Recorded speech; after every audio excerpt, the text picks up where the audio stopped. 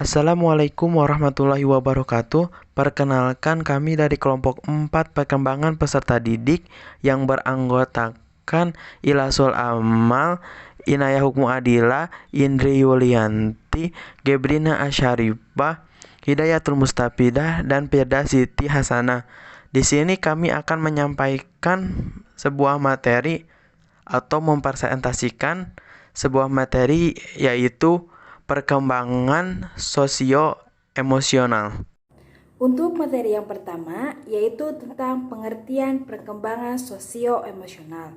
Pengertian perkembangan sosio-emosional menurut para ahli, yang pertama menurut Hurlock, yaitu perkembangan sosio-emosional adalah perkembangan perilaku yang sesuai dengan tuntutan sosial, di mana perkembangan emosional adalah suatu proses di mana anak melatih rangsangan-rangsangan sosial, terutama yang didapat dari tuntunan kelompok, serta belajar bergaul dan bertingkah laku. Nah, untuk yang kedua ada menurut Suyadi, yaitu perkembangan sosial emosional adalah kepekaan anak untuk memahami perasaan orang lain ketika berinteraksi dalam kehidupan sehari-hari. Dan untuk yang ketiga, yaitu menurut American Academy of Pediatrics, yaitu perkembangan sosial emosional adalah kemampuan anak untuk memiliki pengetahuan dalam mengelola dan mengekspresikan emosi secara lengkap, baik emosi positif maupun negatif, mampu berinteraksi dengan anak lainnya atau orang dewasa di sekitarnya, serta aktif belajar dengan mengeksplorasi lingkungan. Nah, proses pembelajaran sosial emosional dilakukan dengan mendengar, mengamati, dan meniru hal-hal yang dilihatnya. Bisa kita simpulkan bahwa perkembangan sosio-emosional adalah suatu proses perkembangan anak dalam perubahan berperilaku yang menunjukkan reaksi emosionalnya atau kepekaannya untuk berinteraksi dengan orang-orang di lingkungannya. Materi selanjutnya ialah membahas mengenai faktor apa saja yang mempengaruhi perkembangan sosial. Perlu kita ketahui sebelumnya bahwa perkembangan sosial pada anak ini memiliki berbagai faktor. Ada faktor perkembangan awal, kemudian ada faktor penghambat perkembangan sosial pada anak. Kemudian, apa saja faktor-faktor yang mempengaruhi perkembangan sosial? Yang pertama ialah perkembangan awal, di mana perkembangan awal ini berada di usia 0-5 tahun, yang merupakan penentu perkembangan pada anak. Hal ini sangatlah umum apabila ditemukan bahwa adanya perbedaan perkembangan anak yang satu dengan anak yang lainnya, di mana perbedaan ini dapat dipengaruhi oleh faktor-faktor lainnya seperti faktor lingkungan sosial yang menyenangkan, di mana faktor lingkungan sosial yang menyenangkan ini terdapat pada lingkungan masyarakat, terutama lingkungan keluarga. Nah, adanya faktor sosial yang menyenangkan pada lingkungan keluarga ini akan mengarah kepada penyesuaian pribadi yang lebih baik pada seorang anak. Kemudian ada faktor emosi, di mana faktor emosi ini adalah adanya hubungan ikatan emosional akibat penolakan anggota keluarga. Nah, akibatnya dapat menimbulkan gangguan kepribadian pada anak, sehingga apabila faktor emosi ini mendapat penolakan di suatu keluarga, maka akan terdapat gangguan-gangguan mental yang akan memperburuk pada perkembangan sosial anak. Nah, sebaliknya, pemuasan emosional mendorong perkembangan kepribadian anak semakin stabil. Kemudian ada faktor lainnya, yaitu metode mendidik anak, di mana ketika anak yang dibesarkan dari keluarga pesimis cenderung kehilangan rasa tanggung jawab dan sering berprestasi rendah dalam melakukan sesuatu. Sedangkan anak yang dibesarkan oleh orang tua secara demokratis, yaitu kebebasan, maka penyesuaian pribadi anak ini dan sosialnya menjadi lebih baik. Oleh karena itu, metode mendidik anak pada lingkungan keluarga ini sangatlah penting, karena perkembangan sosial anak ini dilatar belakangi oleh keluarga. Apabila ditemukan seorang keluarga yang memiliki ajaran yang pesimis, maka akan mempengaruhi perkembangan anak. Karena itu, perkembangan sosial pada anak ini yang utama adalah melalui lingkungan keluarga terlebih dahulu. Kemudian ada faktor rangsangan lingkungan, di mana faktor rangsangan lingkungan ini adalah sebagai pendorong tumbuh kembang anak.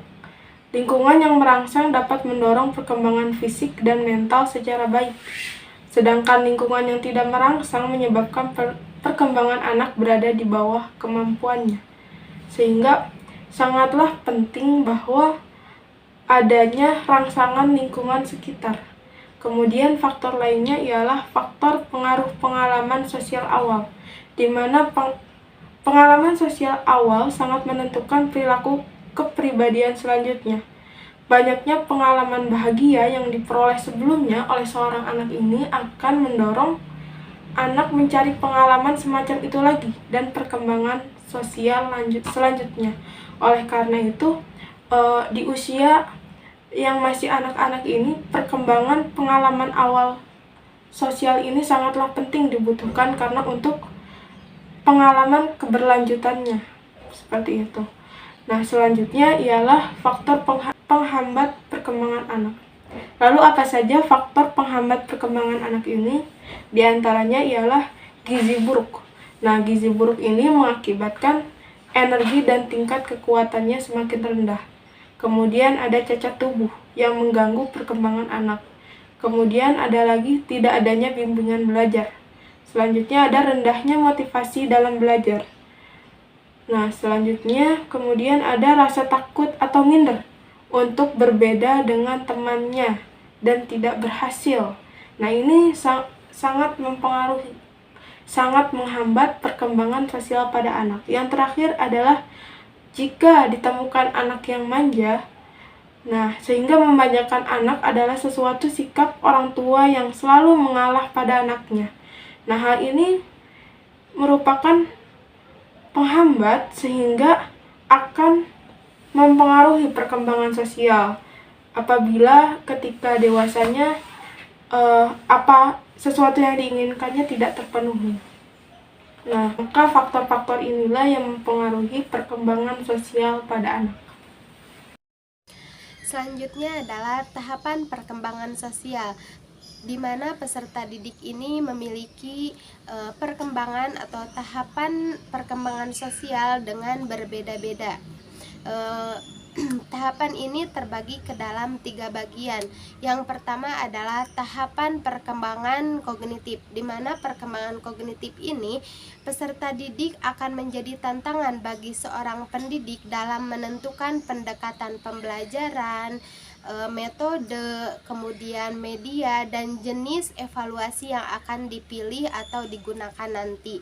Kemudian menurut Piaget, perkembangan intelektual anak ini terjadi pada usia taman kanak-kanak, yaitu yang mereka sudah berada pada pra-operasional konkret. Nah, kemudian terjadi pula pada anak sekolah dasar atau SD, dan mereka itu sudah berada pada operasional konkret. Nah, kemudian terjadi pula pada anak SMP atau SMA dan sekolah menengah kejuruan, yang mereka sudah berada pada tahapan operasional formal. Untuk yang kedua adalah tahapan kemampuan atau pengetahuan awal. Nah, di mana kemampuan awal atau inteks peserta didik adalah pengetahuan atau keterampilan dasar yang dimiliki oleh peserta didik sebelum mempelajari pengetahuan dan keterampilan yang baru. Nah, dengan ini maka pengetahuan dan keterampilan ini akan menjadi pengatur untuk memahami pengetahuan yang lebih tinggi. Nah, sebagai seorang pendidik, untuk melakukan tahapan ini bisa dengan cara melakukan pretest atau non-test seperti wawancara sebelum mempelajari materi pokok. Untuk yang ketiga adalah tahapan yaitu gaya belajar. Nah, di mana di dalam tahapan ini ada beberapa tahapan yang sangat mempengaruhi. Di antaranya adalah yaitu yang pertama motivasi. Nah, di mana motivasi ini sangat berpengaruh terhadap gaya belajar anak. Nah, baik secara internal ataupun eksternal. Nah, kemudian yang kedua adalah perkembangan emosi. Nah, perkembangan emosi ini juga kita harus memperhatikan. Nah, perkembangan pada setiap perkembangan emosi anak. Nah, karena emosi juga akan sangat mempengaruhi pada gaya belajar anak.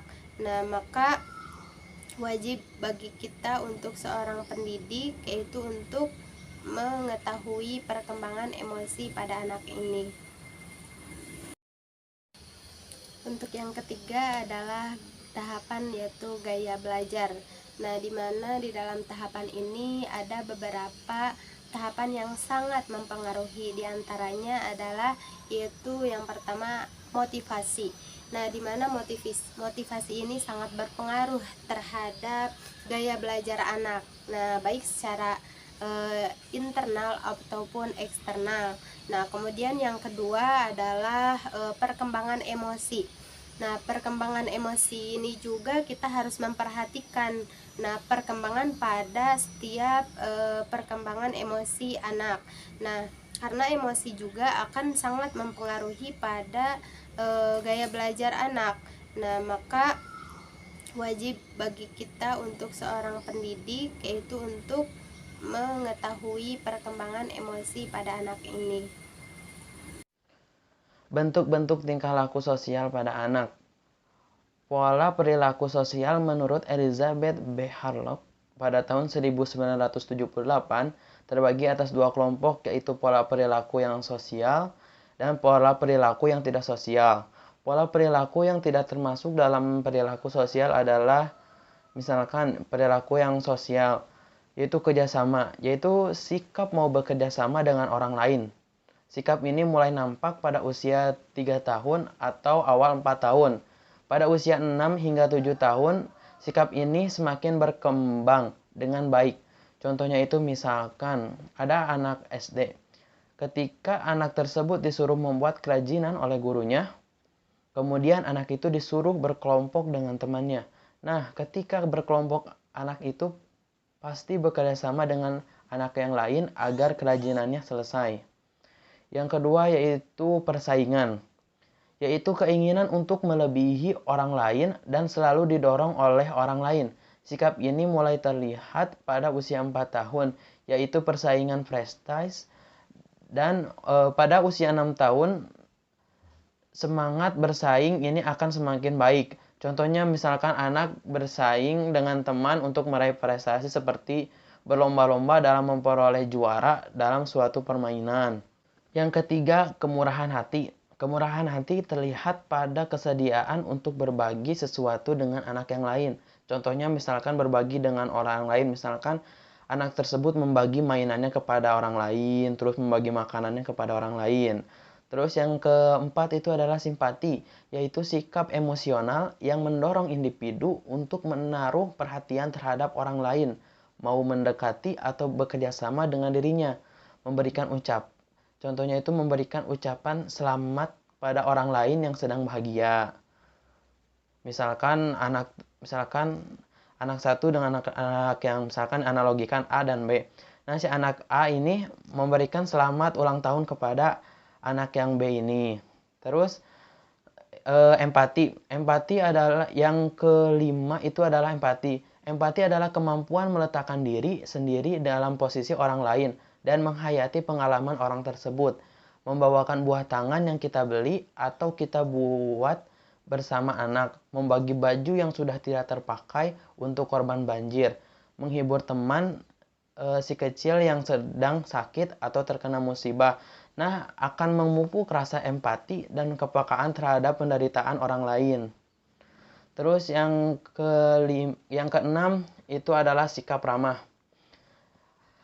Anak kecil memperlihatkan sikap ramah melalui kesediaannya melakukan sesuatu untuk orang lain atau anak lain dan dengan mengekspresikan kasih sayang kepada mereka. Contohnya itu seperti menyapa dengan baik, terus tersenyum dan bicara yang sopan dengan temannya. Yang ketujuh itu adalah meniru.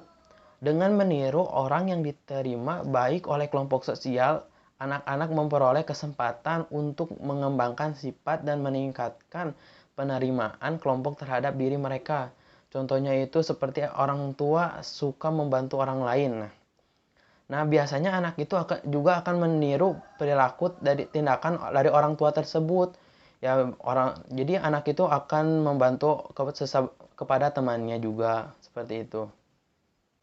Adapun pola perilaku yang tidak sosial seperti pertengkaran. Yang pertama itu pertengkaran. Pertengkaran itu merupakan perselisihan pendapat yang mengandung kemarahan yang umumnya dimulai apabila seseorang melakukan penyerangan yang tidak beralasan. Misalkan misalkan si A dan si B. Nah, anak yang A ini tiba-tiba memukul anak yang B tersebut. Nah, ketika anak A ini memukul anak B tersebut tanpa alasan, nah si anak B ini tidak terima dan memukulnya balik. Nah, terjadilah pertengkaran. Yang kedua itu mengejek atau menggertak. Mengejek itu merupakan serangan secara lisan terhadap orang lain, sedangkan menggertak itu merupakan serangan yang bersifat fisik. Misalkan ada anak si A dan si B. Si A menghina si B. Misalkan, ih kamu kok belum mandi, ih kok kamu jelek, ih kok kamu kayak gimana gitulah. Karena dalam artian mengejek. Terus yang ketiga itu perilaku yang sok kuasa. Perilaku ini kecenderungan untuk mendominasi orang lain atau menjadi majikan. Misalkan dalam suatu kelas nih. Misalkan ada seorang anak yang dia itu merasa sok kuasa di kelas ini atau di sekolah ini.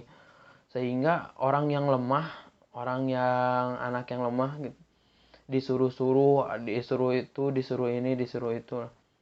Nah, seperti itulah perilaku sok kuasa, bahwa dia itu orang yang paling kuat, misalkan paling berkuasa. Jadi perintahnya itu harus dipatuhi. Suka memerintah orang-orang yang lemah. Jenis emosi. Stewart et al. Pada tahun 1985 menguraikan perasaan senang, marah, takut, dan sedih itu sebagai basic perasaan atau basic emotion. Yang pertama itu gembira atau senang lah. Setiap orang tuh pada berbagai usia, terus mulai dari bayi hingga orang yang sudah tua mengenal perasaan yang menyenangkan.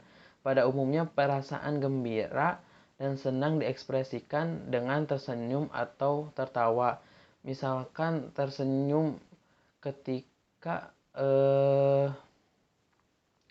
kita dikasih, misalkan anak nih, ketika anak tuh dikasih mainan oleh orang tuanya, nah dia kan akan merasa senang atau merasa gembira karena orang tuanya telah memberikan mainan kepada dia. Terus yang kedua itu emosi marah. Emosi marah ini terjadi pada saat individu merasa dihambat, frustasi karena tidak mencapai yang diinginkan, dicerca orang, diganggu, atau dihadapkan pada suatu tuntutan yang berlawanan. Contohnya itu ketika anak diejek oleh orang lain misalkan. Nah, diejek misalkan dia jelek atau apapun itu. Nah, alhasil anak itu akan merasa marah karena dia diejek oleh teman-temannya. Itulah contoh kemarahan. Yang ketiga itu adalah takut. Perasaan takut merupakan bentuk emosi yang menunjukkan adanya bahaya. Menurut Helen Ross, perasaan takut adalah suatu perasaan yang hakiki dan erat hubungannya dengan upaya mempertahankan diri. Nah, misalkan contohnya itu seperti anak takut terhadap sesuatu hewan. Misalkan kan ada anak yang takut dengan kecoa atau apapun itu. Terus ada anak juga yang takut tentang hantu atau apapun karena ditakut-takuti oleh temannya. Yang keempat itu adalah sedih. Dalam kehidupan individu akan merasa sedih pada saat ia berpisah dari yang lain, terutama berpisah dengan orang-orang yang dicintainya. Misalkan ketika anak ditinggal oleh ibunya pergi ke keluar kota. Kan ada anak yang merasa sedih ketika dia ditinggal oleh kedua orang tuanya keluar kota, terus ditinggal sendirian sampai berhari-hari. Itu contoh dari sedih. Ataupun masih banyak yang lain contohnya. Nah, keempat, emosi dasar ini dapat berkembang menjadi berbagai macam emosi yang diklasifikasikan ke dalam kelompok emosi positif dan emosi negatif. Namun demikian, ada pula beberapa di antaranya yang dapat mengekspresikan keduanya, tergantung pada pengalaman yang kita alami. Klasifikasi emosi positif dan negatif sebagaimana yang dikemukakan oleh Raynaud pada tahun 1987 tersebut adalah berikut. Misalkan emosi positif itu seperti rela, lucu, kegembiraan atau keceriaan, kesenangan atau kenyamanan, terus rasa ingin tahu, terus kebahagiaan, kesukaan, rasa cinta atau kasih sayang, dan ketertarikan atau takjub. Terus kalau emosi negatifnya itu seperti tidak sabaran, kebimbangan, rasa marah, kecurigaan, rasa cemas, rasa bersalah, rasa cemburu, rasa jengkel, rasa takut, depresi, kesedihan, dan rasa benci.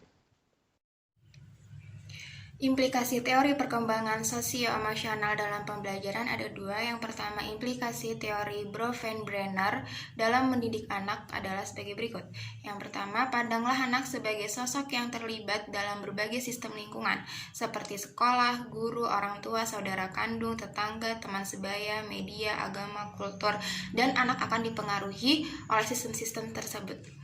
Dan yang kedua, memperhatikan hubungan antara sekolah dan keluarga, baik secara formal maupun informal. Yang ketiga, menyadari pentingnya arti komunitas, status sosial ekonomi, dan kultur dalam perkembangan anak.